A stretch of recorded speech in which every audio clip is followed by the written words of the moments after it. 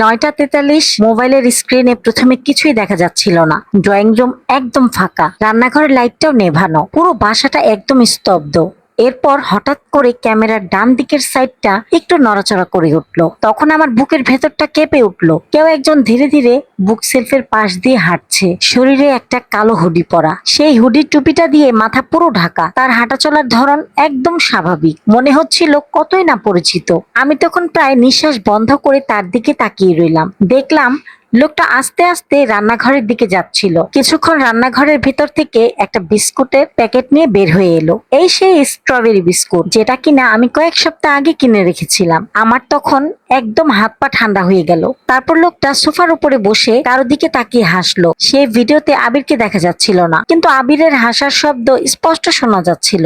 বাবা, তুমি আজকে গল্প বলবা? লোকটার কণ্ঠ তখন প্রায় নিচু, একদম ফিস ফিস করে কথা বলছিল, কিন্তু সেই কণ্ঠস্বর আমি হাজার মানুষের মধ্য থেকেও চিনতে পারবো। এটা আমার স্বামী রাফি। তখন হঠাৎ করেই আমার হাত থেকে ফোনটা পড়ে গেল। অসম্ভব, এটা কিছুতেই হতে পারে না। আমার স্বামী রাফি তো এখন মালয়েশিয়ায়। আমি তখন কাঁপা কাঁপা হাতে আবারও ভিডিওটা চালালাম। লোকটা এবার ধীরে ধীরে ক্যামেরার দিকে মুখ তুললো।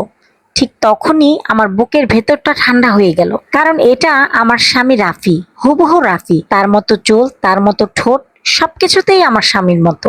সবচেয়ে অবাক করা বিষয় হলো, রাফি তখন সরাসরি ক্যামেরার দিকে তাকিয়েছিল, যেন সে আগে থেকেই জানতো এখানে ক্যামেরা রাখা আছে। এরপর সে আস্তে আস্তে ক্যামেরার দিকে এগিয়ে এলো। তারপরে ফিসফিস করে আমাকে বলল, নীলা শোনো, দরজাটা তুমি খুলবা না। আমার পুরো শরীর তখন কেঁপে উঠলো। ভিডিওটা কিন্তু সেখানেই শেষ হয়নি। এরপর আমি যা দেখলাম সেটা দেখার পর আমার মাথা ঘুরে গেল। হঠাৎ করে দেখলাম যে রাফি উপরের দিকে তাকাচ্ছে। এরপর সে আতঙ্কিত গলায় বলল যে ওরা আবারও আসছে। এরপর সে দৌড়ে ক্যামেরার বাইরে চলে গেল। তারপর কয়েক সেকেন্ড সেই ঘরের মধ্যে একদম নীরবতা, কিন্তু সেই সময় কাঠের দরজায় ঠক ঠক শব্দ হলো। শব্দটা শুনে মনে হচ্ছিল যেন ভেতর থেকে হয়তো কেউ দরজার উপর আঘাত করছে। তখন আমি কয়েক মিনিট একদম স্তব্ধ হয়ে বসে রইলাম। আমার মনের ভেতরে তখন শুধু একটা কথাই ঘুরপাক খাচ্ছিল, যদি এই ভিডিওর মানুষটা সত্যি আমার স্বামী রাফি হয়, তাহলে যে মালয়েশিয়া থাকে সে কে? সে তো প্রতিদিন আমার সাথে ভিডিও কলে কথা বলে। সেদিন রাতে তো আমি একদমই একা থাকতে পারছিলাম না। বারবার করে সেই ভিডিওটা প্লে করছিলাম, কিন্তু বারবার আমার কানে শুধু রাফির সেই কণ্ঠটাই ভেসে আসতেছিল,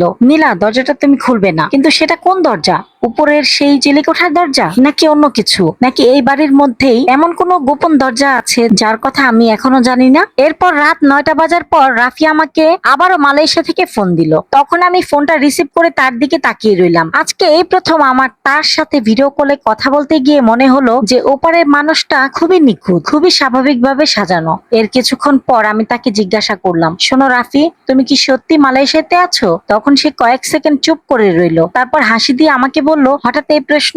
তখন আমি তাকে কাঁপা কাঁপা গলায় বললাম, হ্যাঁ, আজকে বাসার সিসিটিভি ফুটেজে আমি তোমাকে দেখেছি। মুহূর্তেই তার মুখের হাসিটা যেন মিলিয়ে গেল। স্ক্রিনের মধ্যে কয়েক সেকেন্ড একদম নীরবতা।